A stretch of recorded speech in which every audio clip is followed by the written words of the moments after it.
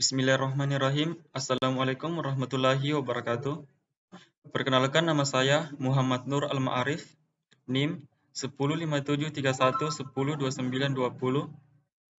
Di sini saya akan mempresentasikan 5 jurnal nasional dan 5 jurnal internasional. Yang pertama itu jurnal nasional.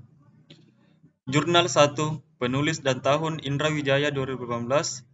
Judul Pengaruh Perputaran Kas, Perputaran Piutang, dan Perputaran Persediaan terhadap likuiditas perusahaan subsektor logam dan sejenisnya yang terdaftar dan di BI 2011 sampai 2016. Variabel penelitian, nilai relasi yang diperoleh dari tabel 14.11 adalah 0,640. Hal ini menunjukkan bahwa terjadi hubungan antara variabel bebas dan variabel terkait atau rasio lancar sebesar 0,640. Metode-metode yang akan digunakan dalam penelitian ini adalah metode deskriptif dan verifikatif. Skala penukaran.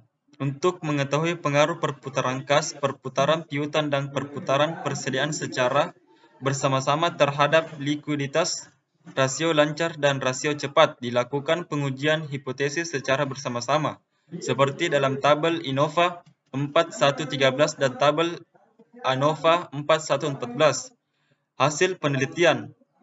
Berdasarkan hasil penelitian dan pembahasan mengenai pengaruh perputaran kas, perputaran piutang, dan perputaran persediaan terhadap likuiditas perusahaan subsektor logam dan sejenisnya yang terdaftar di BI periode 2011 sampai 2016. Dengan ini, penulis memberikan kesimpulan yang terhadap dalam pembahasan bab 4. Kelemahan penelitian. 1. Mengelola secara efisien dan efektif mengenai kelebihan, kekurangan, dan kebutuhan kas dengan cara melakukan pengendalian arus kas. 2. Meningkatkan dalam mengelola piutang dagang dengan penjualan kredit terhadap pelanggan agar lebih selektif agar terhindar dari kredit macet. 3. Perputaran kas yang masih belum efisien dapat ditingkatkan dengan meningkatkan penjualan kredit agar perputaran kas dapat menghasilkan laba secara maksimal. 4. Pihak manajemen harus mengontrol modal kerjanya dengan cara menjaga kenaikan hutang lancarnya agar tidak terlalu besar, serta memperkecil aktiva lancarnya supaya modal kerjanya tidak terlalu tinggi. Selanjutnya, jurnal 2. Penulis dan tahun Abdurrahman Lubis tahun 2016. Judul Analisis Sumber dan Penggunaan Modal Kerja dalam Meningkatkan Likuiditas Perusahaan atau studi kasus pada PT Siantar Top Tbk. Variabel penelitian. Penelitian Galuputri Arumdati menyimpulkan bahwa berdasarkan sumber dan penggunaan modal kerja pada 4 perusahaan go public yang terdaftar di Bursa Efek Jakarta. Metode. Metode yang digunakan dalam penelitian ini adalah metode deskriptif. Skala pengukuran. Dalam melaksanakan aktivitasnya, perusahaan harus melakukan evaluasi dan pengukuran terhadap apa yang telah dilakukannya sehingga perusahaan dapat mengambil keputusan yang lebih baik untuk masa yang akan datang yang dapat dilihat dari perhitungan rasio. Hasil penelitian. Dari hasil penelitian dilakukan kesimpulan diperoleh adalah sebagai berikut. 1. Sumber modal kerja sebesar perusahaan berasal dari laba bersih. 2. Jika dilihat hasil rasio likuiditas PT Siantar Top Tbk sudah cukup baik. Kelemahan penelitian. Adapun saran untuk perusahaan sebagai masukan untuk perbaikan kedepannya adalah sebagai sumber modal kerja yang lebih besar daripada penggunaannya perlu dijaga agar tidak terjadi kekurangan modal kerja yang akan mengganggu kinerja perusahaan itu sendiri. Selanjutnya, jurnal 3. Penulis dan tahun Agus Joharudin.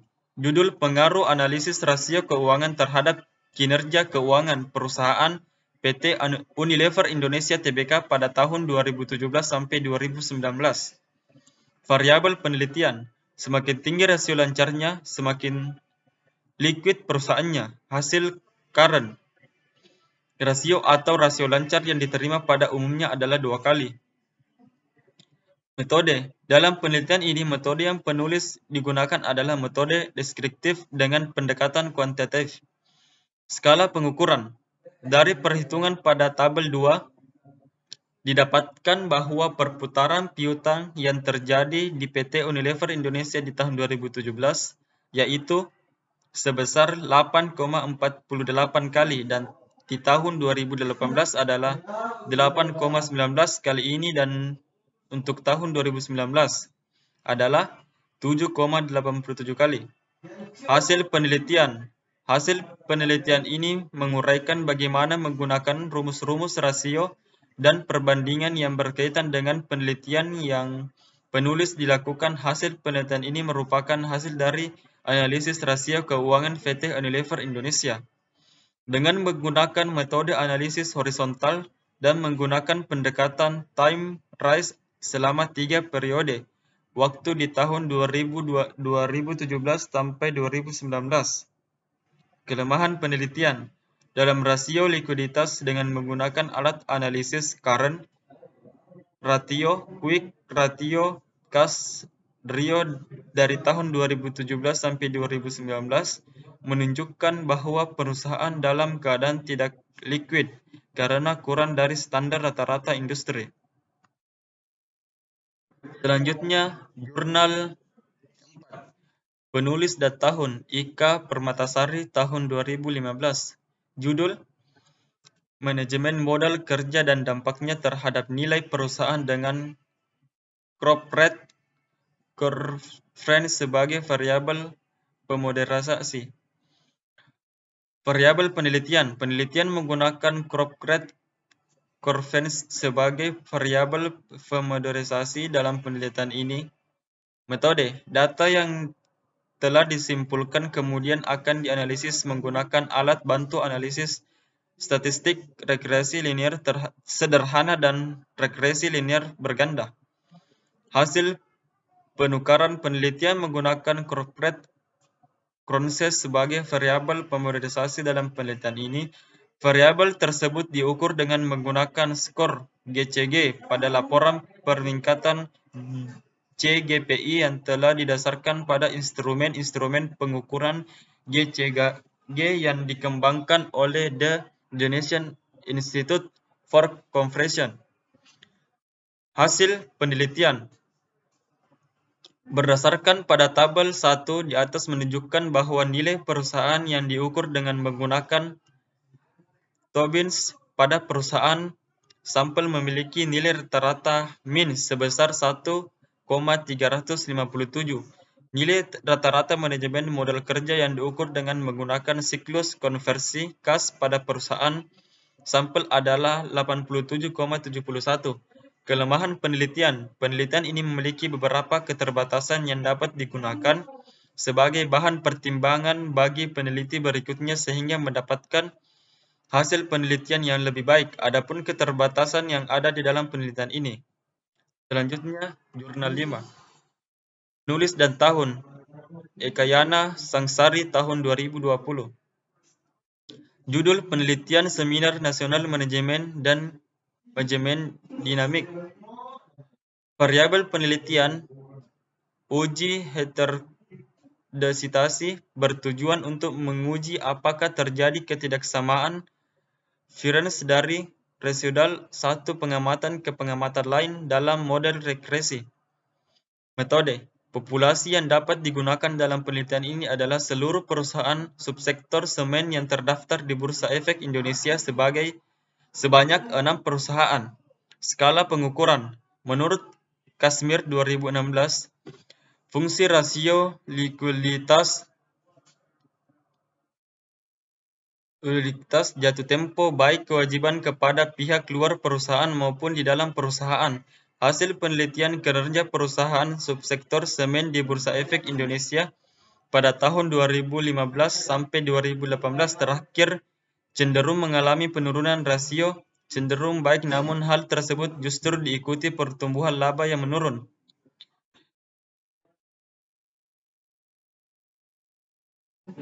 Selanjutnya, penelitian kinerja perusahaan subsektor semen di Bursa Efek Indonesia pada tahun 2015 sampai 2018 terakhir cenderung mengalami penurunan. Rasio WCTA cenderung naik, namun hasil tersebut justru diikuti pertumbuhan laba yang menurun. Ini berarti modal kerja yang tinggi tidak dapat mendongkrak laba perusahaan.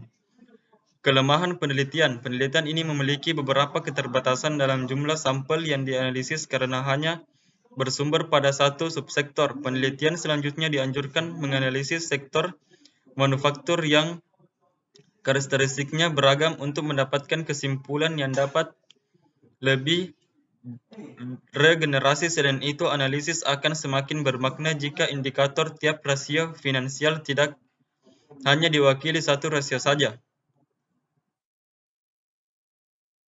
Selanjutnya, jurnal internasional. 1. Jurnal 1.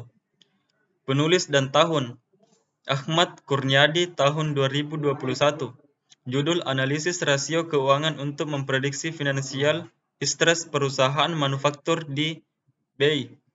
Variabel penelitian, variabel dependen atau dependent variable atau variabel tidak bebas pada penelitian ini adalah financial distress.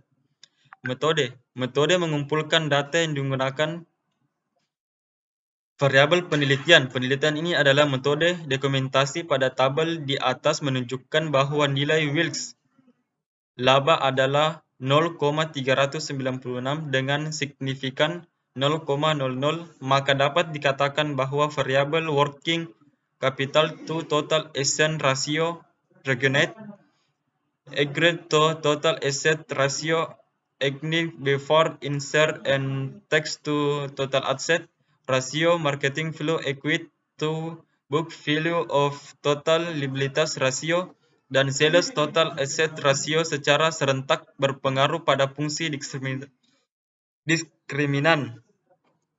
Hasil penelitian berdasarkan hasil uji statistik deskriptif pada tabel 2 menunjukkan bahwa selama ini periode observasi 2015 sampai 2019 nilai finansial distress Y memiliki rata-rata 1,73 dengan standar defisisi sebesar 0,801. Kelemahan penelitian. Secara keseluruhan, model diskriminan yang terbentuk mempunyai tingkat validasi yang cukup tinggi, yaitu 97,6%. Hasil di atas menunjukkan hasil keakuratan model diskriminan yang cukup tinggi. Selanjutnya, jurnal 2. Penulis dan tahun.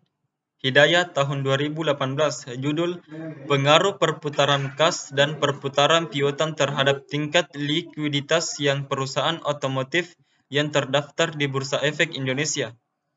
Variabel penelitian. Sering terjadi perusahaan tidak mampu membayar seluruh atau sebagian kewajibannya yang sudah jatuh tempo pada saat tagih, atau terkadang perusahaan juga sering dimiliki dana untuk membayar kewajibannya tepat waktu. Metode penelitian ini menggunakan pendekatan asosiatif.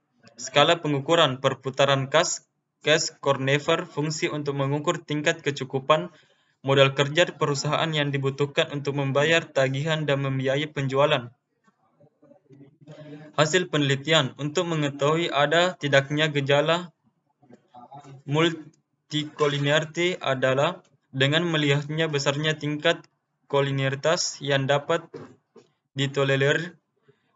Nilai toleransi untuk semua variabel lebih besar dari 0,10.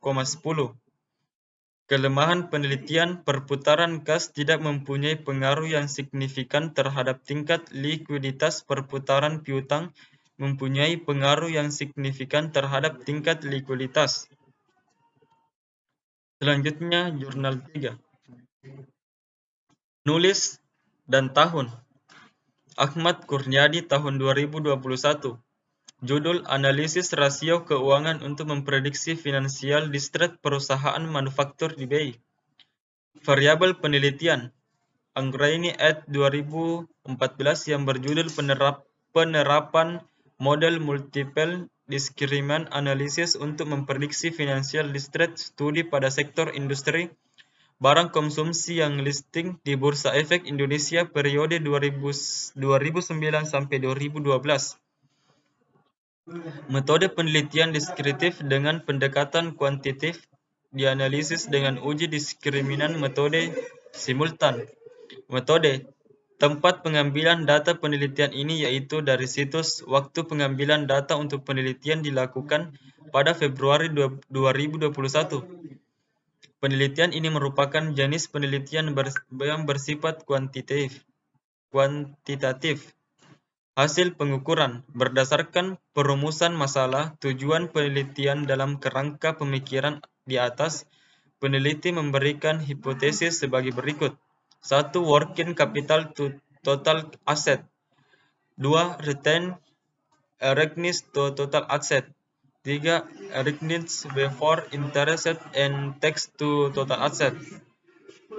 Hasil penelitian. Uji normalitas dengan data outlier dilakukan dengan menggunakan test of equity of group means untuk mengetahui pengaruh variabel secara universal terhadap perbedaan kategori perusahaan. Kelemahan penelitian. Secara keseluruhan, model diskriminan yang terbentuk mempunyai tingkat validasi yang cukup tinggi, yaitu 97,6%. Hasil di atas menunjukkan hasil keakuratan model diskriminan yang cukup tinggi. Selanjutnya, Jurnal 4. Penulis dan tahun. Sairang tahun 2017. Model analisis prediksi kebangkrutan dengan menggunakan metode Altman dan metode Swiecki pada perusahaan bangkrut yang pernah go public di Bursa Efek Indonesia. Variabel penelitian. Rihatini 2013. Dalam penelitian ini dilakukan untuk mengetahui ada tidaknya perbedaan model Grover dengan model Altman. Skor model Grover dengan model Sprichten dan model Grover dengan model Swiecki, serta untuk mengetahui model prediksi kebangkrutan yang terakurat. Metode.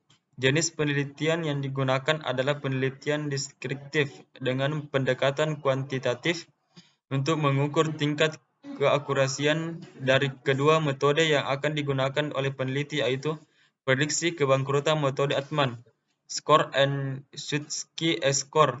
Skala pengukuran. Tujuan penelitian ini adalah untuk mengetahui potensi kebangkrutan yang ada dalam industri perdagangan retail Indonesia di periode 2009 sampai 2013 serta membandingkan ketiga metode analisis tersebut.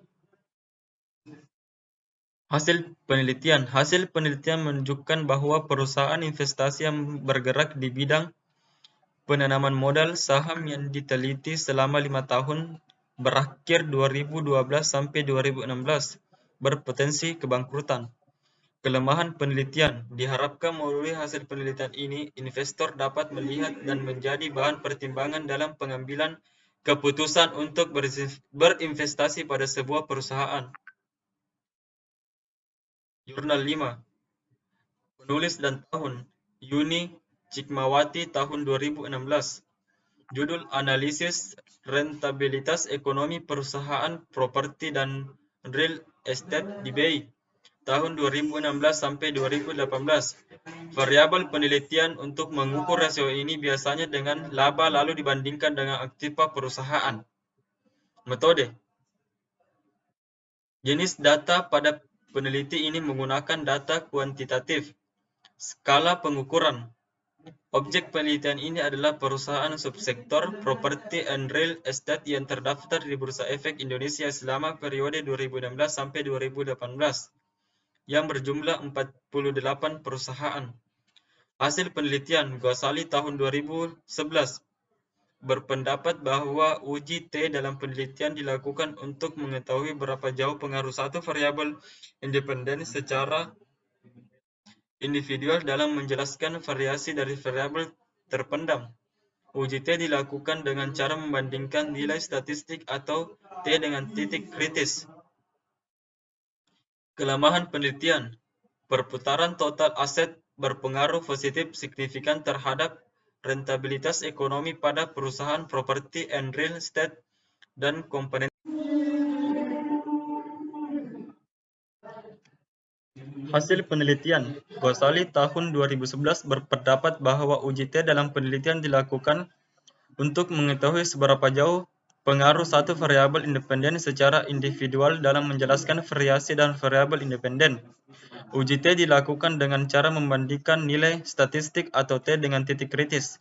Kelemahan penelitian, perputaran total aset berpengaruh positif signifikan terhadap rentabilitas ekonomi pada perusahaan properti and real estate dan komponennya di BI, yang artinya perputaran total aset mempunyai hubungan yang searah dengan rentabilitas ekonomi dan perputaran total aset mempunyai kontribusi yang besar terhadap rentabilitas ekonomi.